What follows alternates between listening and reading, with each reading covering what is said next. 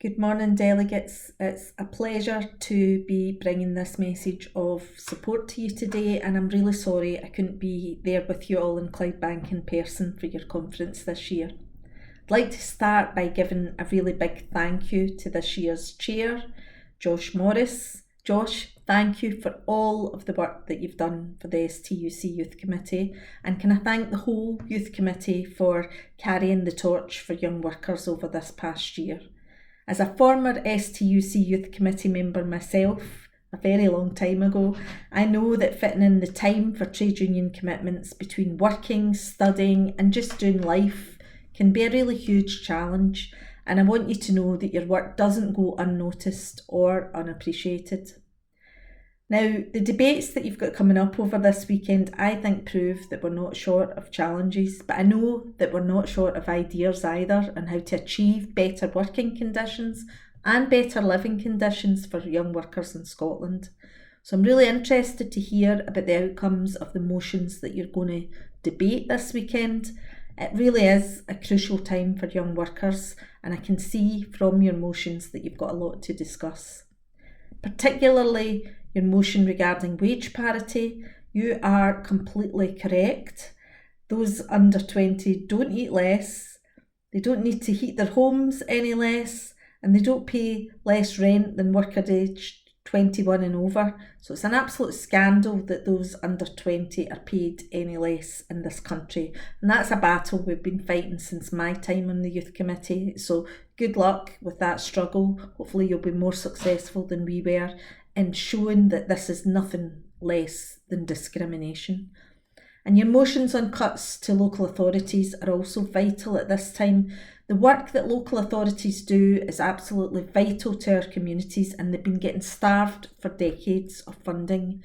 And the impact of these cuts now to things like youth projects, to education and to mental health services are really, really devastating for young people in Scotland. So you're absolutely right, the money is there, our country's not short of wealth, that wealth is just in the wrong hands. And the motion regarding organising for the future is also extremely important. Our movement needs to be as effective a voice as possible for working people in Scotland. And as part of that, our movement must reflect the real diversity within Scotland's workforce. So at a time of profound challenges for young people in that workforce, the voices of young workers need to be heard front and centre. Now, as some of you might know, the STUC is currently carrying out a review of its democratic structures, and that's really about us looking at how we can continue with our aim to move more effectively from convening to campaigning. But let me give you my assurance that the Youth Committee, the youth structures and the Youth Conference will remain at the heart of our work.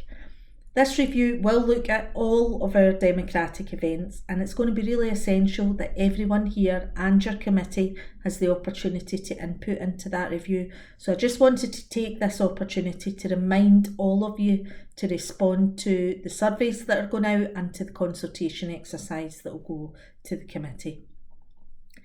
And as a movement, we know our work is never done. At present, we remain in a cost of living crisis that represents the biggest fall in living standards since records began.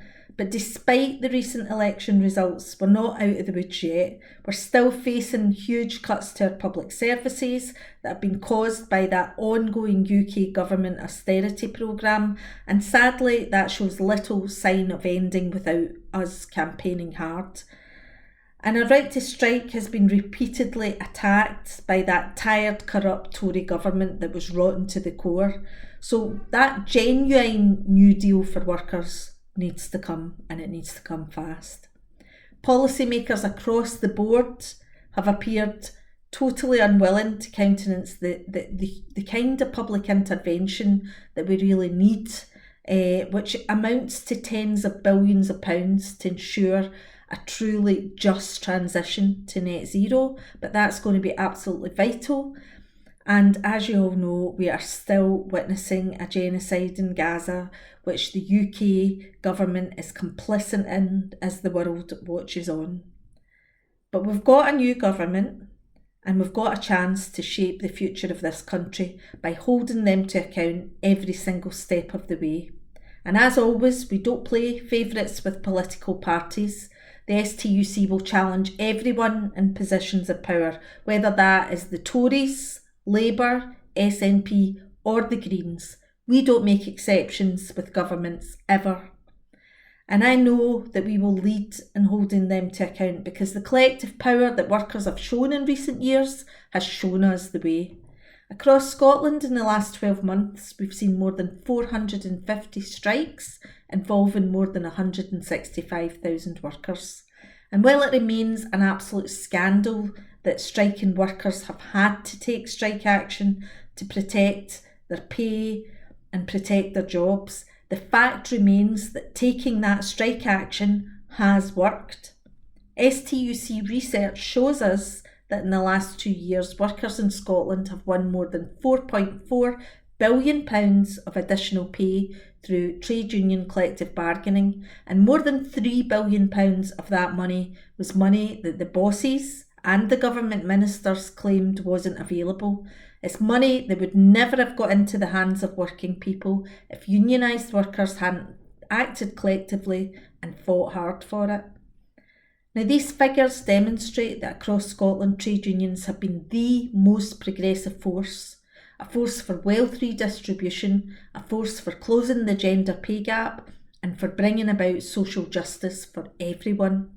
And in the period ahead, just remember what our members have shown us over recent years is that workers winning together have power. That is a real power. And when we unite and fight hard, we can win. We can win on pay, we can win on conditions, on pensions, on workers' rights, and we can also win on making Scotland a fairer and more equal country. Young people help make up the diverse tapestry of our movement. Yes, young people do need unions, but fundamentally as trade unions, we need young people. We need to open out and we need to work hard to organise young workers. And in my experience as an organiser, often the freshest, most innovative ideas and ways of collectivising have come from our younger activists. So my message to all of you is keep going, keep struggling, keep speaking out, keep pushing, keep organising and building and growing our movement. The statistics show that in the past year alone, trade union membership in Scotland has risen by 30,000. There is much more work to be done to ensure that the coming generation of workers is one where the majority can describe themselves as being union organised. So yes, the future lies in your hands, but I know you're up to the task. So enjoy your conference. I look forward to working with all of you over the next year, and I look forward to seeing what your committee achieves in the fight for young workers right across Scotland. Solidarity.